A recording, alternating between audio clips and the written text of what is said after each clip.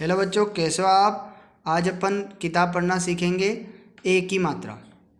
ए की मात्रा के शब्द जैसे आप देख रहे हैं, शेर, सेब, रेल। तो र में ए की मात्रा जोड़ेंगे तो रे और ल बन जाएगा। तो क्या बन जाएगा? रेल। श में एक मात्रा शे और र शेर। स में एक मात्रा सेब, सेब। तो ऐसे ही ए की मात्रा के शब्द मेरे साथ आपको ओरल करना है। तो मेरे साथ बोलेंगे। म में एक की मात्रा में, ल में एक की मात्रा ले, ख में एक की मात्रा के, श में एक की मात्रा शे। इसी प्रकार ए की मात्रा के शब्द अपन बोलेंगे। तो म में एक मात्रा में, ल में एक मात्रा ला, मेला। ख में एक मात्रा खेत, खेत। ज में एक मात्रा जेल, जेल। क में एक मात्रा के, ल में एक मात्रा ला, केला। प में एक मात्रा पेड़, पेड़। स में एक मात्रा सेब, सेब।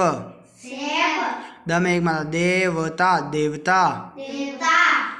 राकेश, दिनेश, सवेरे, सुरेश, नेवला।